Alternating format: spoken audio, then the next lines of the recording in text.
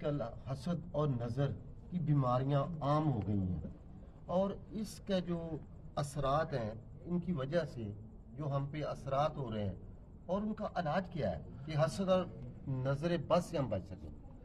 اب دیکھیے، میں آخر سے فرمایا، بد نظر تو انسان کو قبر میں لے جاتی، اونٹ کو ہنڈیاں میں لے جاتی ہے، لیکن ہم لوگ اعوذ باللہ من الشیطان الرجیم بسم اللہ الرحمن کہنا بھول گئے. اعوذ باللہ من الشیطان، شیطان سے ہم گناہ ہی نہیں مانگتے. کون بندہ شروع کام کرنے سے اعوذ باللہ من الشیطان الرجیم پڑھتا ہے؟ یہ کتنی کی بڑی آیت ہے، چھوٹی سی آیت ہے. یہ پڑھ لے اعوذ باللہ من الشیطان الرجیم بسم اللہ الرحمن الرحیم، برکت ہو جائے گی. اس میں دوسری رائے کو نہیں. لوگ بد نظر کو تو مانتے ہیں کہ وہ بد نظر لگ گئی.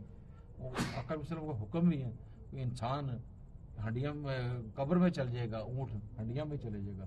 وہ نظر اچھی بھی کچھ کام دکھاتی ہے نا. اگر بد نظر ایسا کرتی ہے تو اچھی نظر بھی کچھ کرتی ہے. اہل نظر ان لوگوں کے پاس جانا چاہیے جو نظر سے آپ کا مقدر بدل دے، اپنی زندگی میں برکت ڈال دے.